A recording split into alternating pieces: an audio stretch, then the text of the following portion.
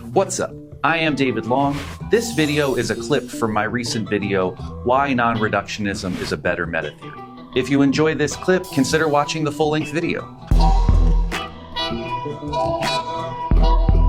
In 2017, MetaModernism and the Listening Society came out, which was one of the first diverging movements pushing away from the integral brand and the integral community. Later, I had an interview with Daniel Gortz, and he told me the motivation behind this was to secularize and politicize. And I think those are really good motivations and good ideas. So I'm sure some people who are watching this are going to have some kind of criticism of these pros and cons lists. What I would encourage you to do is make your criticisms and make your own pros and cons list in the comments. But I'm going to move on to the pros and cons of metamodernism. Now, I have much less to say about metamodernism because metamodernism is only like 5 years old. But let's start with the pros. As I said before, metamodernism pushed away from the integral brand and wanted to both secularize and politicize. And it's not a cult of personality. They're also participatory. A lot of people are engaging in it and publishing under the banner of metamodernism, and people have things to say about it. It's also currently active. There's a little bit of excitement around it still, probably because it's still kind of new. I was even told by one of the authors when I was having a talk with him that metamodernism was able to influence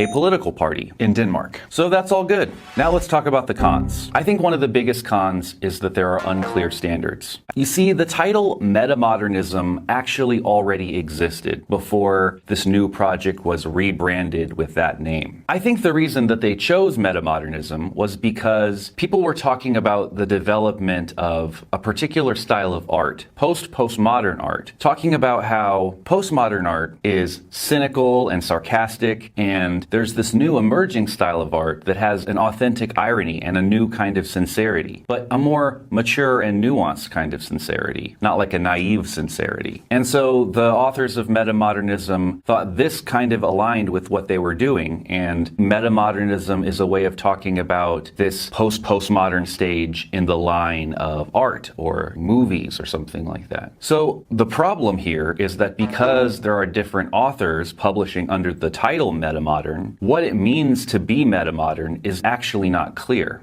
There's no strong authorial voice who's reading, understanding, and synthesizing the different metamodernist arguments and taking a stand on the fact that they are complementary and that circulation between them ultimately reveals a common intuition, a common problem, and a common set of philosophical solutions. Oftentimes, metamodernism is spoken about from a given strand or a given perspective or a given particular school of thought or thinker. There's a lot of these islands of metamodernism where people are taking a stand and often being critical or confrontational with the other metamodernisms. It is very much insular, siloed approach, like, oh, there's this metamodernism and all those other ones are false and wrong. When you go into these metamodern groups, you actually end up seeing a lot of the same problems as in the integral groups. Unfortunately, these metamodern groups are, again, just smart-sounding postmodernists. It's slightly different. There's a little bit less like Buddhist New Age woo-woo, but there still is a lot of postmodern extreme relativism.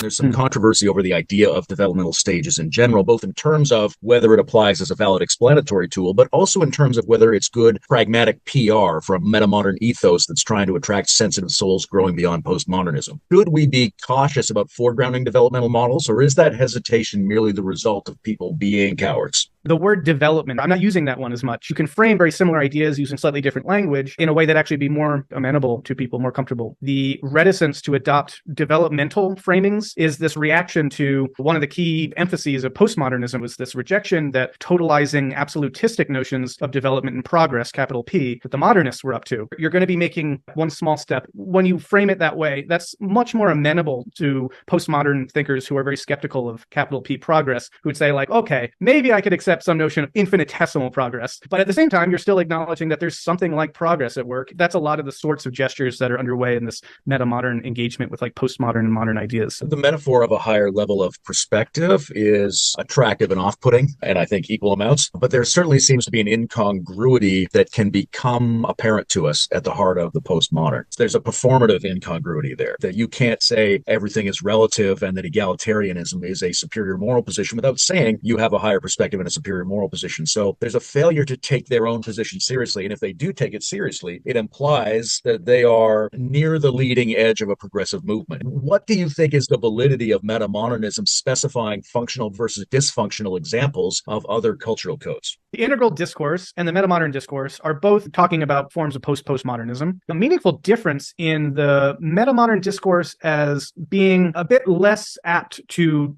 go there.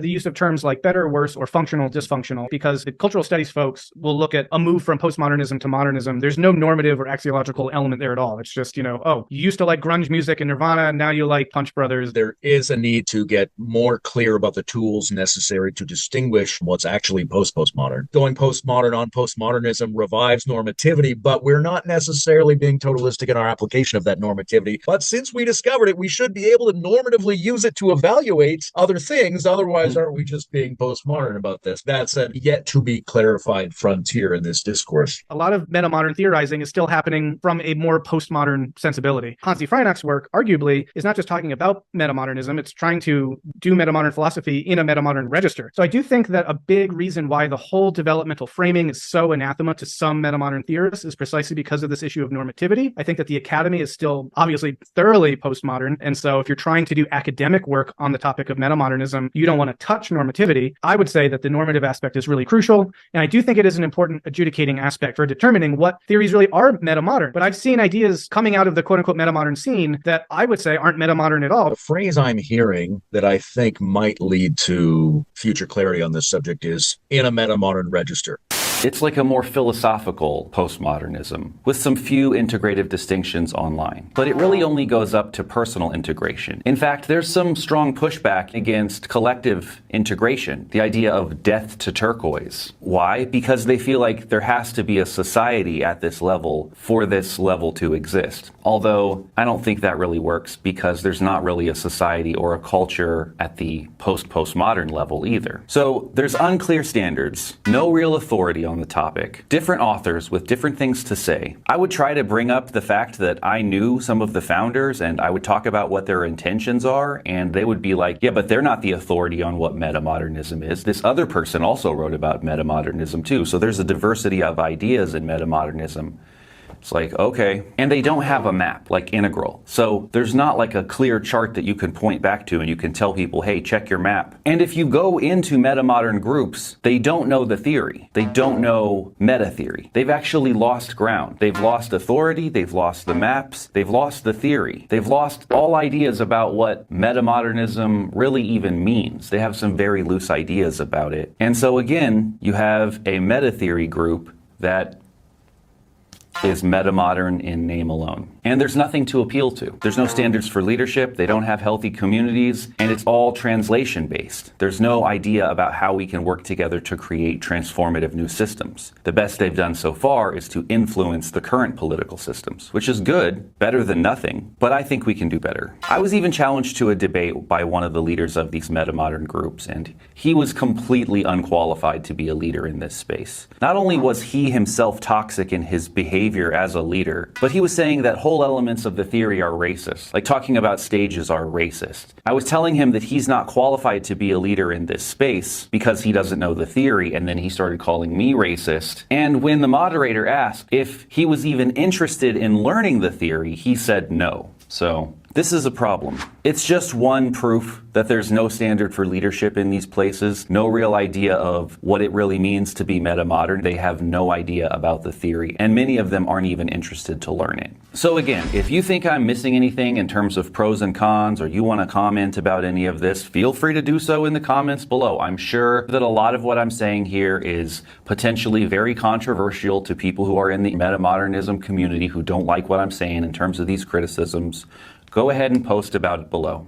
And for the record, I really like Daniel Gortz, one of the co-authors of the Metamodernist books. He's even smarter than what these books show. He's always been supportive of me, and I think he would make a great founder or leader of metamodernism. He's a really smart and cool guy. If you're watching, Daniel, I hope you're doing well, man. Big up. My criticisms here are more just criticisms of these movements and communities at large. I hope if you're a member of these communities that you won't feel personally attacked by these criticisms. And obviously, one of the reasons I'm making this video is because I'm hoping that you're open to the possibility that non-reductionism can do better. All right, thanks so much for watching. Make sure you like, share, and subscribe. Support me on Patreon. Big thanks to my Patreon supporters. And remember, if you like this video, go check out the full-length video where I talk about my history with meta-theory, the pros and cons of integral theory, the pros and cons of metamodernism, and the upgrades that non-reductionism brings to the table. Thanks again for watching. Peace.